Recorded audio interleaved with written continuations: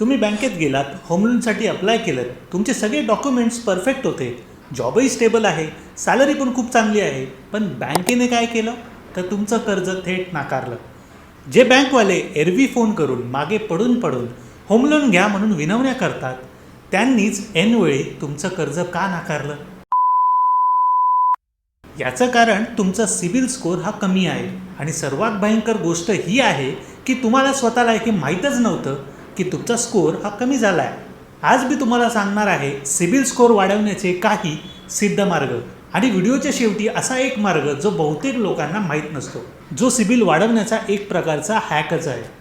तो hack miss करायचा नसेल तर व्हिडिओ शेवटपर्यंत नक्की बघा.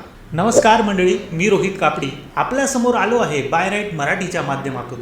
या चॅनलवर आपण बोलतो सामान्य मध्यमवर्गीय नोकरदारांसाठी प्रॅक्टिकल पर्सनल फायनान्सबद्दल, ज्या गोष्टी थेट तुमचा आर्थिक फायदा करतात. चॅनलला नवीन असाल तर आत्ता सबस्क्राईब करा, कारण पुढे येणारे व्हिडिओ तुमचे लाखो रुपये वाचवणार आहेत. आधी एक गोष्ट क्लिअर करूया, सिबिल स्कोअर म्हणजे तुमचं आर्थिक प्रगती पुस्तक. शाळेत आपली हुशारी जशी प्रगती पुस्तकातून दिसायची, तशीच तुमच्या आर्थिक शिस्तीची हुशारी या सिबिल स्कोअर मार्फत बँकांना दिसत असते. 750पेक्षा जर जास्त स्कोअर असेल, याचा अर्थ वर्गातल्या हुशार मुलाला जसं शिक्षक मान देतात, तसेच बँका रेड कार्पेट टाकून तुमचं स्वागत करतात आणि तुम्हाला कमी इंटरेस्ट रेट देतात. पण तुमचा स्कोअर जर खराब असेल तर तुम्हाला बॅकमेंचर टवाळ्या पोरासारखं मानलं जातं. चांगला सिबिल स्कोअर तुमचं लोन अप्रुव्हल फास्ट करतो आणि तुम्हाला बँकेसोबत निगोशिएट करायची पॉवर देतो. आता पाहूया यात हुशारी कशी गाठायची आणि चांगले मार्क कसे मिळवायचे. तर टिप नंबर 1, वेळेवर पेमेंट करा. सिबिल स्कोअरमध्ये सर्वात जास्त वजन कशाला आहे माहीत आहे?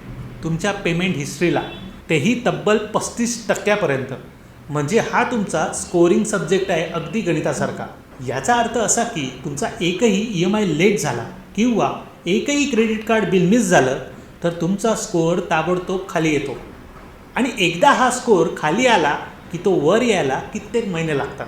आता पैसे असतानाही जर तुम्ही विसरल्यामुळे लेट पेमेंट करत असाल तर हा प्रॉब्लेम सहज सुधारण्यासारखा आहे.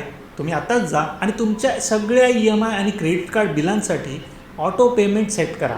क्रेड भीमसारख्या ॲप्समध्ये किंवा तुमच्या बँकेच्या अधिकृत ॲपमध्ये ऑटो पेमेंट सेट केलं तर पैसे न विसरता वेळेवर खात्यातून कट होतील आणि विनाकारण स्कोअर खराब होणार नाही. या टिपमुळे तुमचा स्कोअर आपोआप सुधारायला लागेल.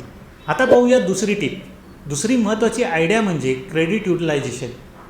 समजा तुमच्या क्रेडिट कार्डची लिमिट 1 लाख रुपये आहे. तुम्ही त्यातून दरमहा किती वापरता? समजा जवळपास 80,000पर्यंत. तर तुमचं युटिलायझेशन झालं 80%. हे खूप जास्त आहे. बऱ्याच लोकांना वाटतं की जितकी लिमिट जास्त असेल तितकं वापरलं तर चांगलं, पण तसं नाही आहे. सिबिलमध्ये याला निगेटिव्ह धरलं जातं. चांगल्या स्कोअरसाठी क्रेडिट कार्डचा नेहमी वापर 30%पेक्षा कमी ठेवावा. म्हणजेच 1 लाखाचं लिमिट असेल तर साधारणतः 30,000पर्यंतच खर्च करावा. जर तुम्हाला जास्त खर्च करायचा असेल तर बँकेला सांगून क्रेडिट कार्डची लिमिट वाढवून घ्या, पण खर्च हा तेवढाच ठेवा. लिमिट वाढली की तुमचं युटिलायझेशन पर्सेंटेज आपोआप कमी येईल.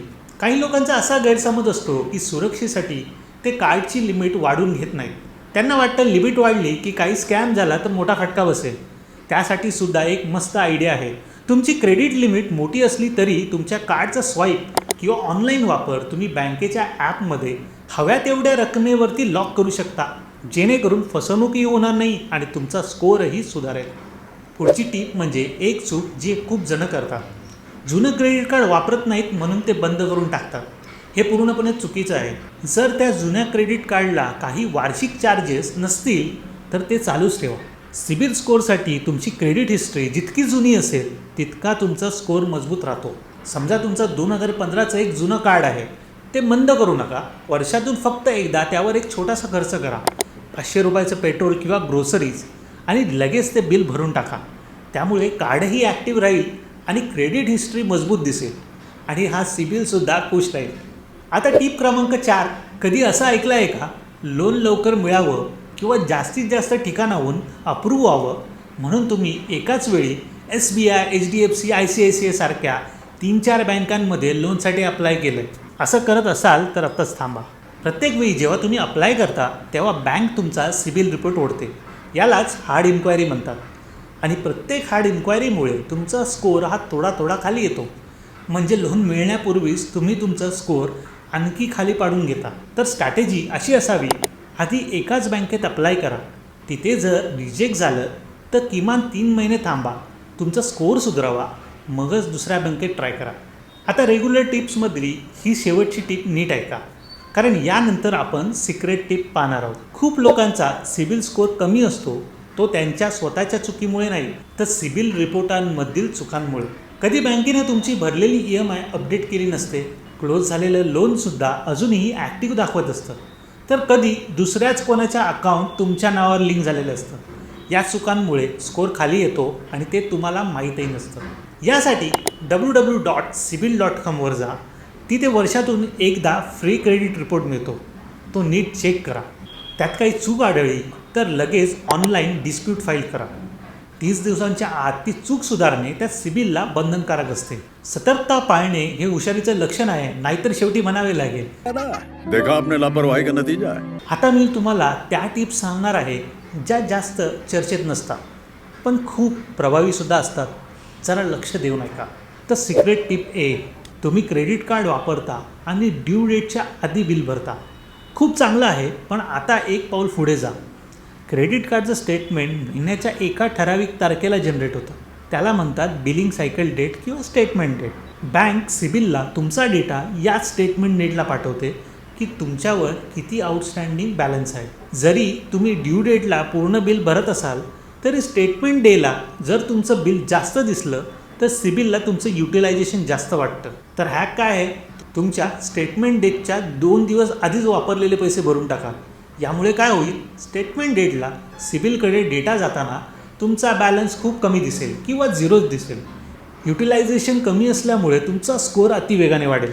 आता सिक्रेट टिप B काय सांगतो. काही जणांचा सिबिल स्कोअर आधीपासूनच खूप कमी असतो किंवा त्यांनी आधी कर्ज क्रेडिट कार्ड न घेतल्यामुळे स्कोअर अगदी मायनस म्हणजेच नो हिस्ट्री असतो. अशा वेळी कोणतीच बँक क्रेडिट कार्ड द्यायला तयार होत नाही. आता कार्ड नाही म्हणून सिबिल सुधारत नाही आणि सिबिल नाही म्हणून कार्ड देत नाही. लोक या चक्रव्यूहात फसतात आणि हार मानतात. पण यावर एक खात्रीशीर रस्ता आहे. तुमच्या बँकेत जाऊन 10,000 ते 25,000ची एक छोटी FD करा. बँक तुम्हाला त्या FDच्या बदल्यात एक सिक्युअर्ड क्रेडिट कार्ड देते. काही बँका हे आपोआप देतात तर काहींकडे तुम्हाला मागून घ्यावे लागते. हे कार्ड मिळाल्यावर ते नेहमीसारखंच वापरा, छोटे मोठे खर्च करा आणि दर महिन्याला वेळेवर बिल भरा. 6 ते 12 महिन्यात तुमचा स्कोअर चांगल्या लेवलला येईल.